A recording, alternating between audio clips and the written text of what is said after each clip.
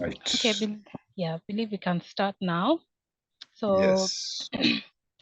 welcome to today's session, everyone. Today we will be talking about enhancing coaching effectiveness through the help of mental skills. Um, we will just go through, well, I'll give you a brief introduction on what we'll talk about.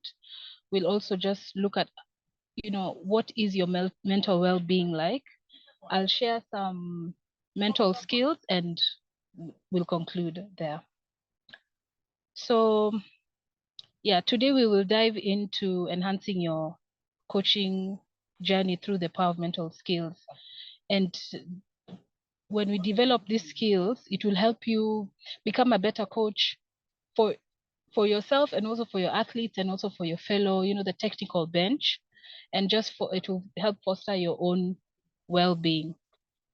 Mental skills and strategies help you focus, um, increase your confidence. And also, when you have a confidence deep, you're able to bring yourself back up, um, manage performance anxiety, because as much as, yes, we do focus a lot on athletes, um, anyone who is, if it's a competitive, when you're on the competitive stage, we do face performance anxiety. We have days when you worry if you're going to be able to um, foresee, if you're going to be able to anticipate how your athletes are going to move, how to be able to guide them. So there's always that, that little voice at the back. So how to manage that little voice. And then we'll also learn how to deal with daily challenges of being a competitive coach. So here we look at the coach's mental well-being. Because our focus is usually, and most of the time, even in my research, we it's really hard to find, unless you dig really deep, to find material on coaches' mental well-being. So coaches of, and I'm sure, I don't know, maybe a few of you can share, um, but it's all often overlooked. Our mental well-being is often overlooked while putting most of your focus on your athletes. So, but it's so important for us to really bring it back and be able to create a balance where now you're taking care of yourself, and that in turn pours more into your athlete and now enhances performance as you go on. So a balanced and resilient coach can better support athletes and create a positive team environment. So here we'll start with the mental skills. And the first one is self-awareness and emotion regulation. And all this is under the coach's mental well-being.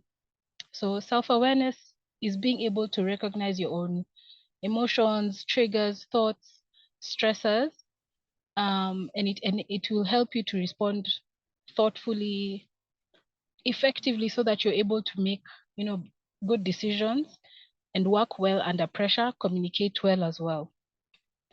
Emotion regulation is the use of strategies to initiate, maintain, modify, or display emotions.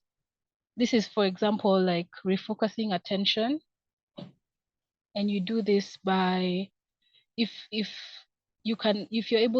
able to identify there's a negative thought or a negative feeling in your body, refocusing your attention to what is currently happening, to back to the present, back to what what is going on now. If it's, warm up, if it's anything like that, it's just refocusing your attention into the most important things. Reappraisal, this is now changing. When you have a negative thought, this is now changing that thought to help you better. So if you're thinking, I can't do this, now changing that thought into, I can do this, I have done this before, there is evidence of me being able to do this. Yeah, so just reinforcing that, uh, the positive thought. And our minds work with a lot of, and this also according to science. The brain we have this,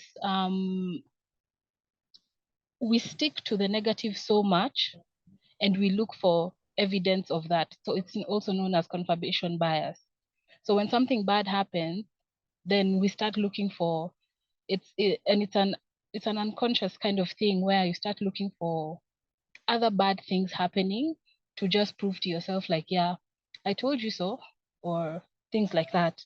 So our goal is to really refocus the mind, reframe the thoughts, and bring you into the positive and make it a habit, so that we know even if there's negative thoughts, we're able to manage them. There'll always be negative thoughts. Another technique of emotion regulation is deep breathing. The three I've mentioned are some examples of emotional regulation. So, and the final one there is deep breathing. So it's taking conscious deep breaths. There is one known as the 4-7-8, where you breathe in for a count of 4, you hold your breath for a count of 7, and then you let your breath out for a count of 8. So if you do this 3 or 4 times, it really brings back the calmness into your body, and you're able to focus on what you need to focus on at the moment. The next mental skill is goal setting and motivation. And this is something that we interact with a lot. Goal setting is essential. So we're able to, to know what we're moving towards, what we're working towards. But it's really important for us to clearly define our goals, and once we define them, they provide direction and motivation. When we break down long-term goals into smaller achievable steps, it makes it more, even whenever something becomes difficult, it doesn't seem too big to be able to get back on track. So breaking them down into smaller, more achievable bits then will enable us to be able to, if we're making any changes to make it better, or if, for an example, maybe there's a loss you've experienced, then you're able to recalibrate and just refocus and say, okay, this is what happened here. What are we learning from this experience? What were the challenges? What things can we work on more? And this is something that you can do with, yourself, the other coaches on your team, and then also with the team as well. It creates such a good environment for, open communication, transparency. So yes, then we make goals doable, understandable, measurable, and balanced.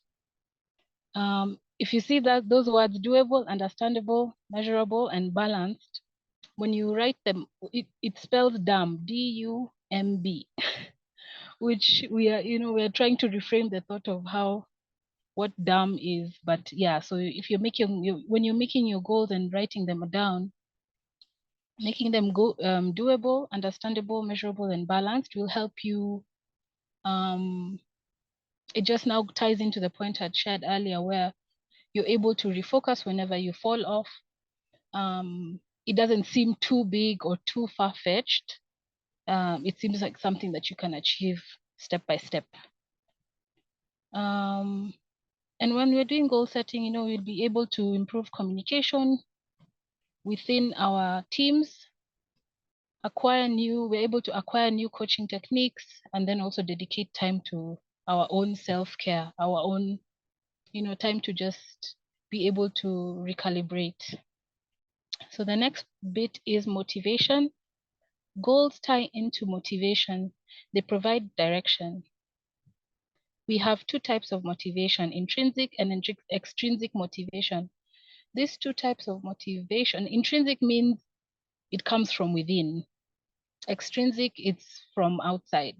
So an example of extrinsic motivation would be like, medals, if there's cash money, what else?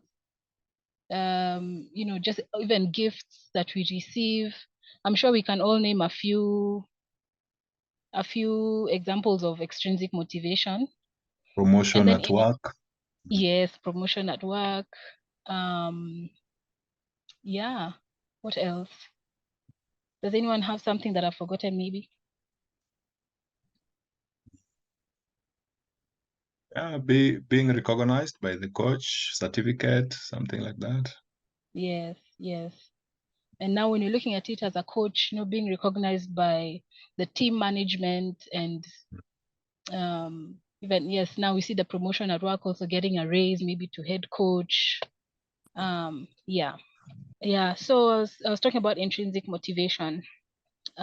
This is the motivation that we really aim for, where everything is coming from within, where um, when you've set your goals and you know what you're working for, even on a bad day, you're really pushing yourself to do it.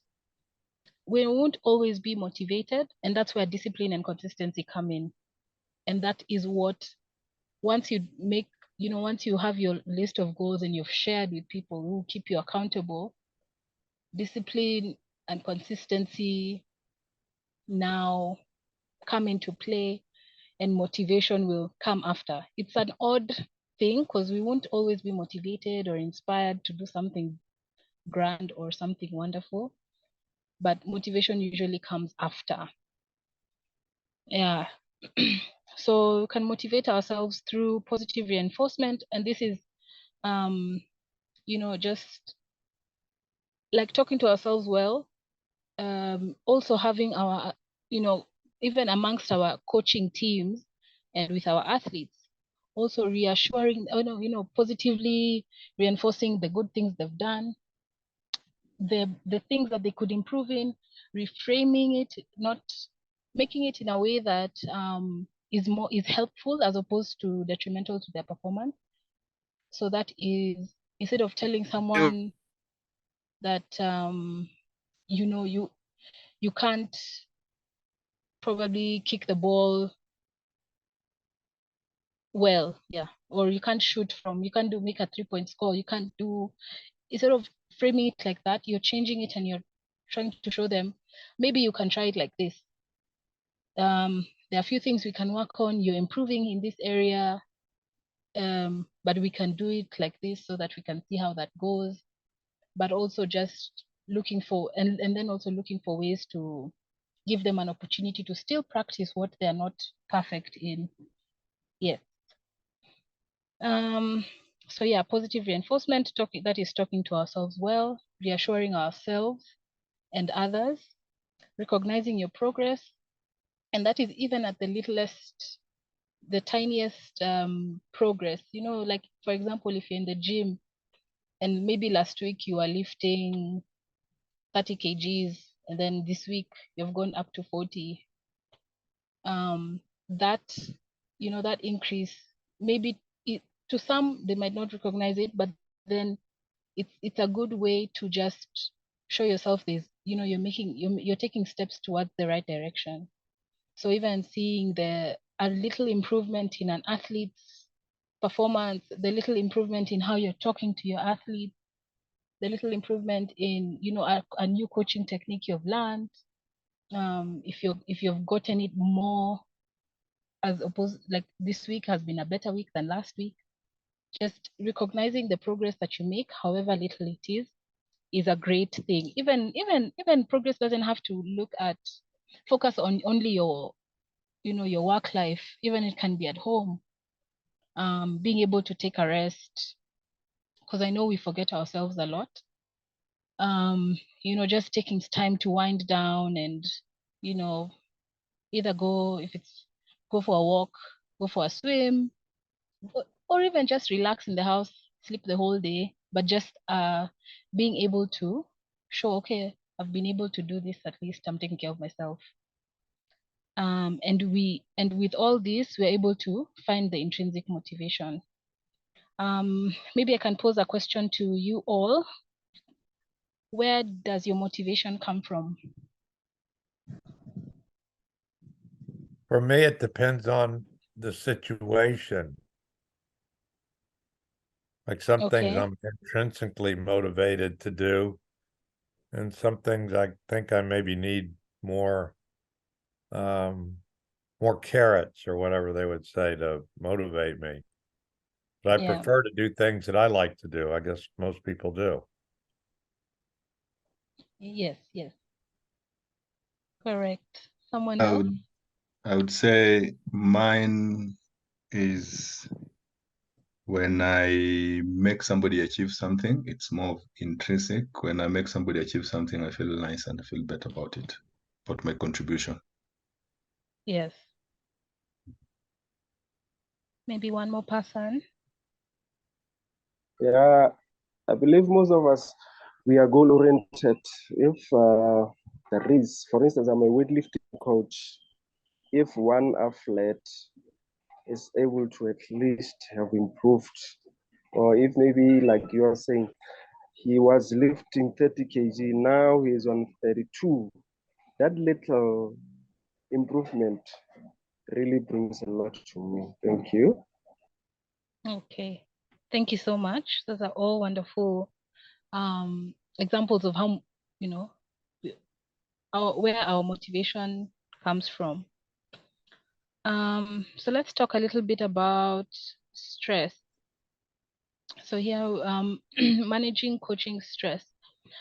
Coaching stress coaching can be stressful, and it's important we acknowledge it. And yes, I know, and I know all of us acknowledge the fact that it is quite stressful being able to deal with multiple different characters and personalities, understand them, and then, help them in the way that they need to be helped, because not everyone works the same way or takes instruction the same way. But that is quite stressful. Then also preparing for games,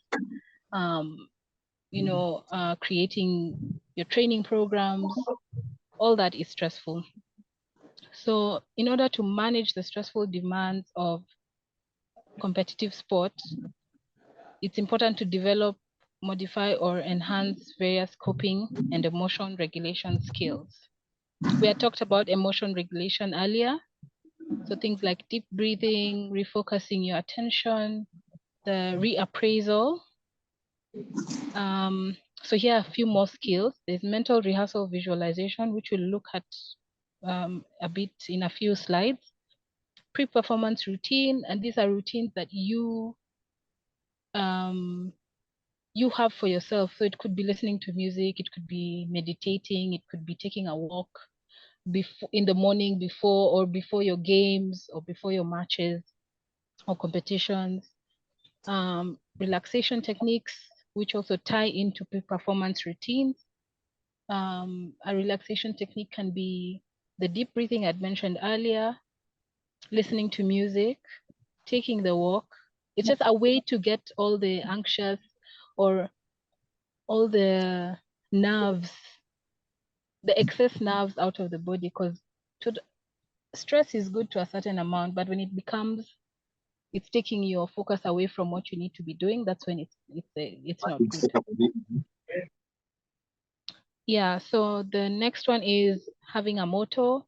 Having a motto or affirmation, something that brings you back or psychs you up. And this can be amongst you as coaches. This can be amongst, like, with the team as well. You can have one for the team, you have one with the coaches. It's good. It's a good way to just, psych yourselves up and also just refocus attention. And it also is a form of reappraisal, because now that is, if you're having a motto or affirmation or something, even if it's a word that you say that brings you back into the present, into the game, or where your attention needs to be at that moment, then it's yeah, as I was saying, it's a form of reappraisal. So when you have that with you, you're able to cancel out or overcome the negative thoughts or negative feelings that may arise at any one point in time. So yes, your coping skills regulate your emotions, also your cognitions, and by cognitions I mean your thoughts, behavior, and the environment as well during stressful situations. And this is now, when I say environment, let's look at if there's ever been a point in time, maybe you can think back where you've been extremely stressed. Yes, it's very visible on you, you possibly lashing out or shouting or trying to get attention of your athletes, but it seems like they're not listening.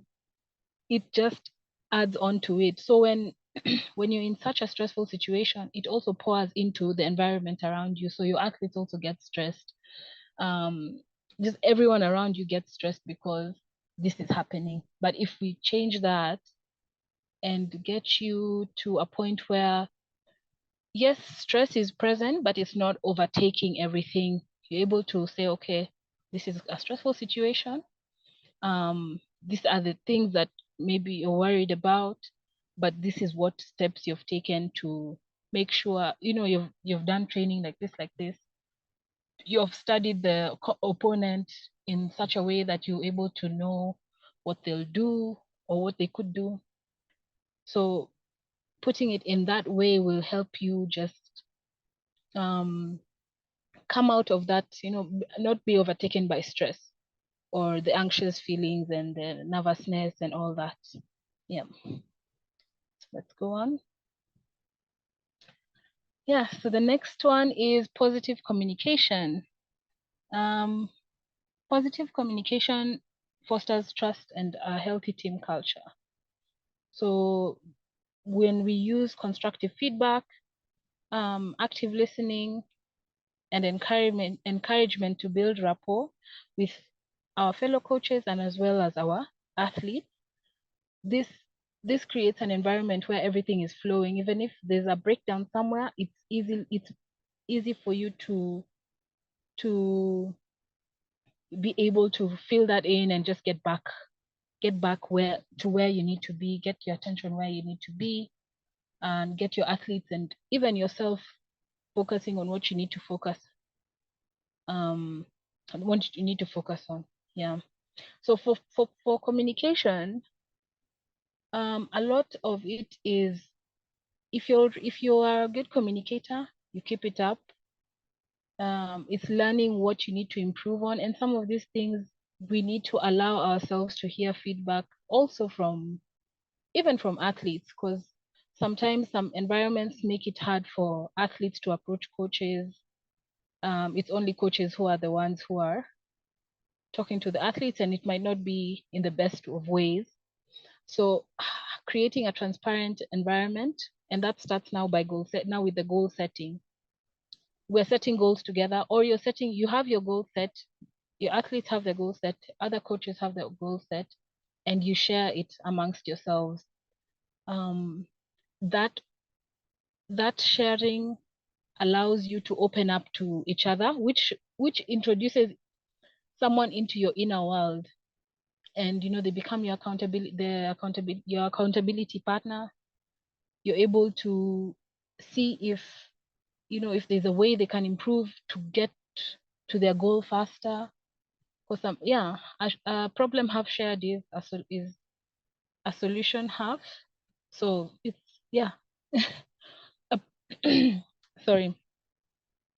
So we focus on strengths and achievements while also addressing areas for improvement and a growth mindset. So now we talk about the visualization or mental imagery. Visualization involves mentally rehearsing actions. So this is in your mind's eye with your eyes closed, thinking about if there's a game that's coming up, picturing it in your mind, seeing yourself coaching that game, how you respond to certain situations, how you ideally want to respond to those situations. And it's something that has to be practiced every day, because at first it's not natural, it doesn't come naturally, but when you're thinking about something, even learning a new skill, learning a new technique, rehearse it in your mind first. Like keep rehearsing it. And then when you try it out, like when you try it now physically, you find that it's easier to perform the task or perform the technique. Mentally rehearsing actions, strategies, and scenarios. And this is, even looking at if this happens, what would you do?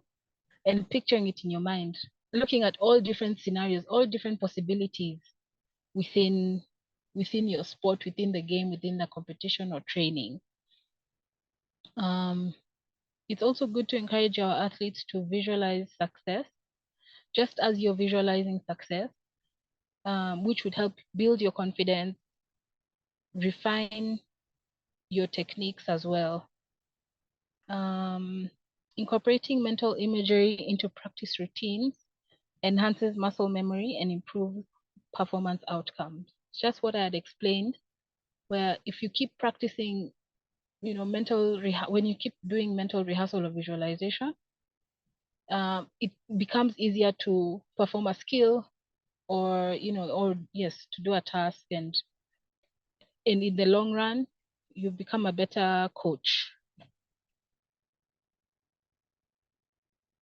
Let's talk a little bit about team cohesion, because at the end of it all, with all these skills, we're looking towards building a team that is cohesive, working together, supporting each other, understanding each other as well. So team cohesion is essential for a successful sport environment. It foster trust by promoting open communication, collaboration, and mutual respect. Lead by example and create team building activities that strengthen the bonds among athletes and coaching staff.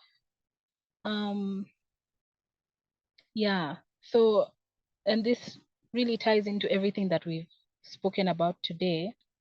Let me talk about the creating team building activities.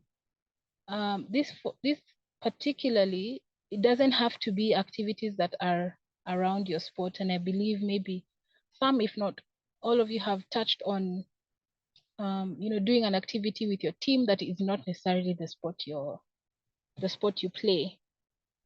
And this also just gets people to relax, open up, and just also have fun, and promotes a positive environment for both coaches and your staff as well as your athletes.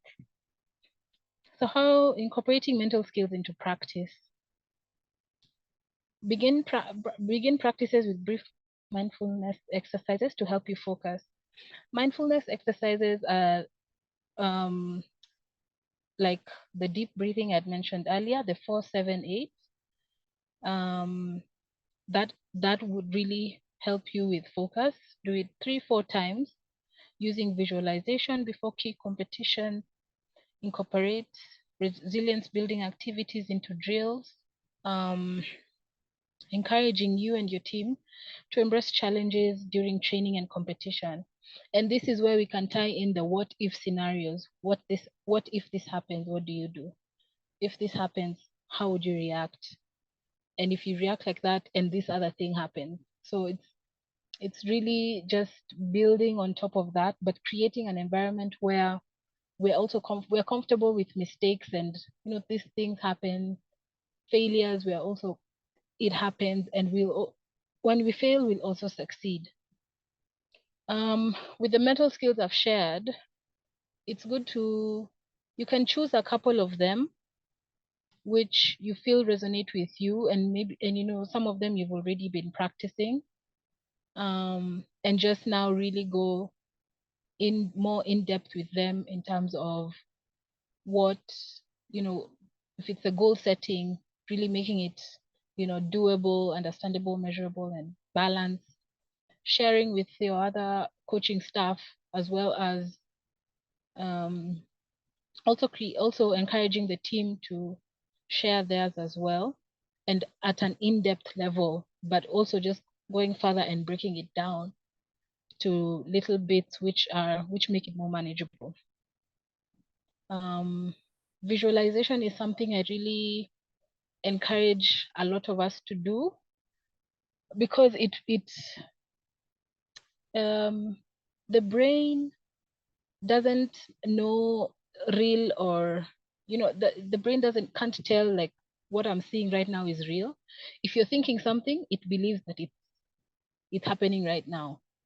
And that's why when we have anxious thoughts, your body just your body reacts as if it's happening to you right now. So that's why visualization is such a good practice, where when you're thinking of something, thinking of the game and thinking of good outcomes, it thinks it's happening at that point. So you're going to get the feel good hormones flowing through, the excitement, like, it's encouraged to feel all those. And that way, even when when the game happens, you'll see, yes, there'll be some changes. It won't be exactly as you've pictured it, but there'll be similarities to what you've been thinking happening, or rather in your behavior of what how you're acting, how you're encouraging your athletes, how you're speaking to your athletes, how you're instructing them, and giving them support. It's a really good practice to take up. Yeah. So yeah, in conclusion, mental skills are the secret ingredient that transform good coaches into exceptional ones. By focusing on goal setting, visualization, self-awareness, emotional regulation, effective communication, resilience, and self-care, you can enhance your well-being while nurturing the growth and success of your athletes. Coaches are not just leaders on the field. This is a quote that I really liked. Coaches are not just leaders on the field. They are architects of dreams, sculptors of character, and champions of growth. And with that, I'd like to say thank you very much for taking your time to listen to me. Here are my contacts. I'm looking forward to working with each of you. You can reach out to me personally for a more personalized program. We can come up with something together. That is something I'm happy to do. So there are my contacts, and there's my email. Yeah, and thank you so much, everyone.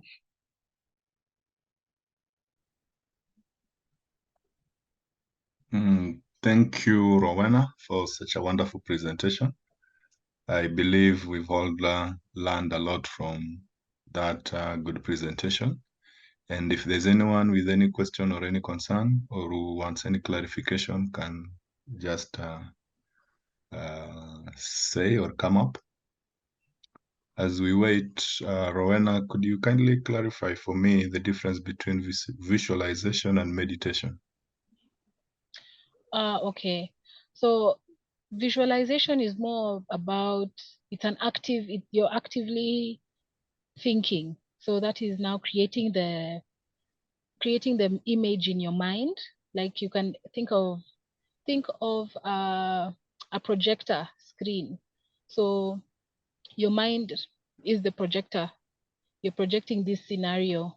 So it's it's something that you're actively doing. You're saying, okay, this is what this is how I'm going to instruct if this happens, or if so and so gets the goal. You're also feeling those feelings. It's something that is more active, while meditation is more of quieting the mind, focusing your attention on one thing, which is usually we encourage on focusing on the breath, and just slowing down everything in the body. So with meditation, you're more, I want to use the word zen. So you're seated somewhere quiet, your eyes are closed. They could be open as well, because even if you're walking and you're not listening to music, of course, your mind is not thinking about anything. You're just really taking in, focusing in on breathing. That is meditation. So it can happen anyway, with your eyes closed, with your eyes open, but in a quiet area where now your focus is on only your breath. Yes. So you cannot meditate during a match or during the break of a match, because you need You a can quiet meditate. place to be able to. Yeah, okay, you can meditate during, like, at the break, during the break of a match, but it takes a lot of practice to be able to quiet the mind, especially with all the noise that's going on. But there are people who this is something they've been used to, where external noise does not affect their internal world. So you can find someone who's seated during halftime, um, uh, with eyes closed and really quiet and still and just focusing on the breath. But it's something that you can do. It takes a lot more practice than if you're in a quiet area. So we usually encourage it either before the match or after the match. Yes.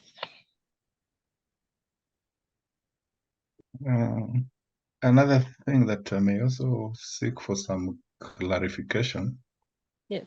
is on visualization. Is it more of a future or past? It's more of a future. It's more of it's more of a future, what is going to happen. So you're thinking about your upcoming game, your upcoming match, your upcoming competition. But mainly focusing on you as being a part of that, and that is seeing how your behavior is. Also imagining, if this opponent does this, how would I want what instruction would I give my athletes to do, or how would I be instructing them for them to be able to understand how to move and what to do next if need be. Yeah.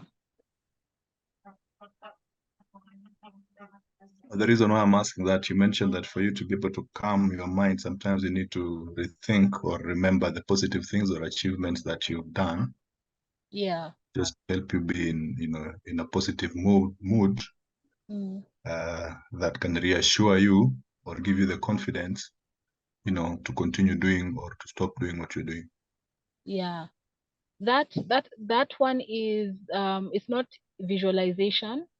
That's really like it's the cognitive reappraisal, getting you to remember a past competition, um, in order to just reassure yourself whenever, especially when we're feeling nervous or anxious, or it's a highly stressful situation. When we remind ourselves of past competitions of the same nature, um, where we've been able to execute well, then you're able to now step back into the present, to be able to perform well, instruct well, be with your athletes well, support them well. Yeah. Right. On my side, I think I'm okay. If there's any person or anyone with anything to add on today's presentation. Thank you so much for the presentation. I really enjoyed. And now I'll be able to advise a coach who is under stress, how to manage his stress by the breathing technique of breathing in and out. Because some years back, I saw a coach who was under stress, and the only way he was getting rid of the stress was smoking cigarette after cigarette. And that was the only way he could get his stress. But now, if I come across a coach who is doing that, I'll be able to tell him or advise him to use the breathing in technique. Thank you so much for the presentation. Thank you so much. You're welcome. Yes, that's a good thing you've mentioned. Sometimes our coping skills are not the best. Now when you have smoking as a coping skill, there'll be times where you won't be able to smoke. But yes, as you've said, the breathing technique is a good one to have at hand in situations where highly stressful, the nerves are going at it. So yes, I completely agree with you.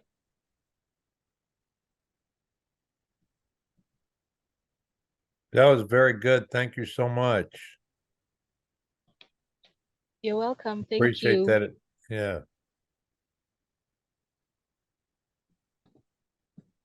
All right. If there's no any more concern, then I will just have to let Rowena go. And before we let her go, just thank her so much for making herself available and to give us this kind of nice presentation. I believe everybody got something useful out of it, and we will use the techniques that she has taught us today in our day-to-day work. Thank you so much. And also thank you guys for making time for this. We will share the presentation in our website. I'll always share the link so that, and you can always share it with those people who could not make it on time. I know Friday, and sometimes it's not easy for everyone to avail themselves, but the good thing is we record everything and then share them later on. Thank you so much and have a wonderful evening.